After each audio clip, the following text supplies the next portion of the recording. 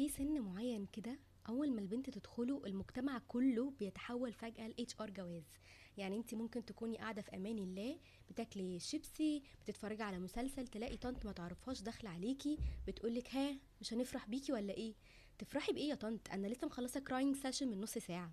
وبعدين انتم ليه مستنيني عشان تفرحوا؟ ما تفرحوا يا جماعة، ليه النكد ده؟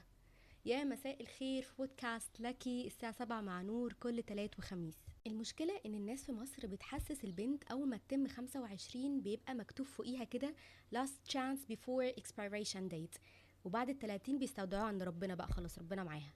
وانا مش فاهمة مين فاهم المجتمع ان الجواز ده زي عروض السوبر ماركت. يعني يعني ايه الحقي نفسك؟ هو العريس ده كرتونة زيت؟ بجد كمية الحاجات اللي البنات بتسمعها يوميا تخلي أي واحدة عايزة تهرب تعيش مع البطاريق في القطب الجنوبي. يعني مثلا البنت ملهاش غير بيت جوزها، ليه يا طنط أنا هنا عندي واي فاي الحمد لله. أو الجملة العظيمة بتاعت هو أنتي مستنية إيه؟ مش مستنية حاجة والله، بس مستنية على الأقل ألاقي واحد سليم نفسيا مش داخل العلاقة دي عنده تراست ايشوز من بنت رفضته في أولى ثانوي. او مثلا جمله كل صحابك اتجوزوا وفاضل انتي. انا فاكره مره كنت بحكي لطنط من الطنطات عن صحابي، وهي فجاه سكتت كده وقالت لي يعني ايه؟ يعني كل صحابك يا متجوزين يا مخطوبين وانتي لا؟ ومره واحده قالت لي ممكن ربنا مش كاتبها لك في الدنيا، ان شاء الله تبقى مكتوبه لك في الاخره بقى. ليه يا حاجه؟ ليه يا حاجه محسانه ان انتي بتكلمي واحده عندها مرض نادر مفيش منه امل؟ وفي دايما الرعب الحقيقي لما امك تبدا تبعت لك صور عرسان فجاه. الواتساب عند امهاتنا كلنا بقى عامل زي OLX. بصي يا بنتي ده عريس لقطة يا ماما، ده حاطط صورته وهو لابس نضارة شمس بالليل. لا بس ده مهندس يا ماما، ده عامل صورته في فلتر كلب. جربي بقى تعترضي مثلا على ان مثلا مش حاساه مناسب كشكل، هتنزل عليكي سيل من ان انتي سطحيه جدا. وفيها ايه بقى لما يبقى مليان شويه؟ انتي خليه يخس. بس يا ماما انا رياضيه وبتمرن 3 4 مرات في الاسبوع، عايزه حد شبهي. ليه يا حبيبتي؟ فاكره نفسك داخله اولمبيات ولا ايه؟ وفي نوعيه الرجاله اللي الامهات بيحبوهم جدا جدا، اللي هو راجل محترم هادي بيصلي. تمام يا تمام جميل جدا، بس يا ماما لما نزلنا بيقولي مفيش شغل، ولو قررتي تشتغلي هتدفعي النص بالنص في كل حاجة، عشان بتاخدي من وقت البيت، ده مأجر عجلة بالساعة. وبعدين المجتمع عامل للبنت requirements غريبة جدا. لازم تبقي ناجحة جميلة خفيفة بتعرفي تطبخي وبتشتغلي وفي نفس الوقت strong، بس ما تبقيش strong قوي، ما تبقيش strong زيادة عن اللزوم. يعني ايه strong يا جماعة زيادة عن اللزوم؟ وانا داخلة WWE ولا ده relationship ولا دي ايه؟ ولو البنت قالت ان هي عايزة مواصفات معينة في شريك حياتها يقول عليها مادية. يعني يا جماعة لما اقول عايزاه مستقر نفسيا وماديا، دي على فكرة مش ماتيرياليزم، دي survival instincts.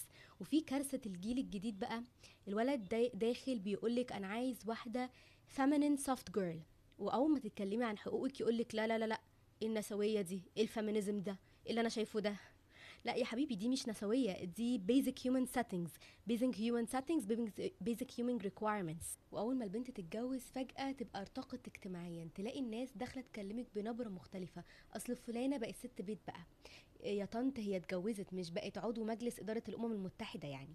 وفي كارثة المقارنات بعد الجواز بقى. اه، اول شهر ها في اخبار حلوة يا جماعة، اخبار ايه؟ احنا لسه بنختلف مين هيقوم يقفل النور. تحسي ان المجتمع المصري داخل الجوازة معاكم third wheel. وفي حاجة مرعبة جدا اسمها نصايح المتجوزين. اي اتنين متجوزين بقالهم شهرين فجأة يحسسوكي ان هما كتبوا كتاب عن العلاقات الانسانية. واحدة تقولك بس اهم حاجة تحتويه. يا حبيبتي انا نفسي محتاجة اللي يحتويني. والتانية الراجل طفل كبير. ليه؟ هو احنا بنتجوز بني ادم ولا بنعمل ادوبشن؟ وفي كارثة الأعظم بقى، لما الناس تبتدي تتعامل مع أي بنت سنجل كأنها مشروع خطر على المجتمع. يعني لو بنت عندها 30 سنة ولسه ما اتجوزتش دي كارثة. الناس تبص لها يا إما هي بروكن، يا إما هي يا عيني strong independent woman، يا إما هي أكيد أكيد معقدة نفسيا. مع إن الحقيقة ممكن تكون بس مستنية شخص طبيعي، مش واحد في أول ديت يسألها أنتي بتعرفي تعملي محشي؟ أصل أنا بحب المحشي قوي. والسوشيال ميديا زودت الموضوع، بقى فيه expectations كتير جدا وغريبة جدا.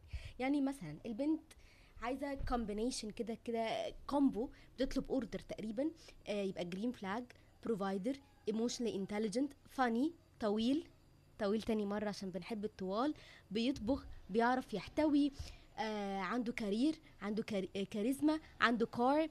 والولد عايز حد فيمينين سوفت جميله، ما بتشتكيش تاني مره، تهزر معاه كانها صاحبته، تربي العيال كانها اخصائيه نفسيه واجتماعيه، تستحمل امه، معلش واحده تالته عشان الحاجه، تستحمل امه، ما تطلبش حاجه.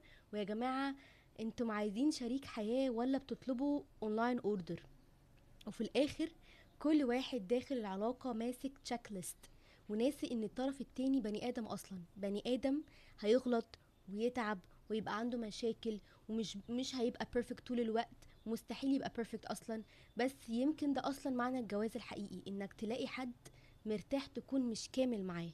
انا نزلت امبارح ريل نخص المشاعر دي كلها، ابقوا لو حابين تسمعوه بعد الحلقه دي وتقولوا لي انتوا حسيتوا بكده برضو ولا لا. جماعه صحابي تعبانين نفسيا، في اللي هم متجوزين، في واحده ممكن تعيط في الكلوز فريندز كل يوم، التانية جوزها بيتخانق معاها عشان اشتريت كاندل ب 120 جنيه، التالتة عندها طفلين ومش فاكره اخر مره شربت قهوتها سخنه امتى. فمعلش يعني ممكن نبطل نتعامل مع الجواز كانه نهايه فيلم سعيد.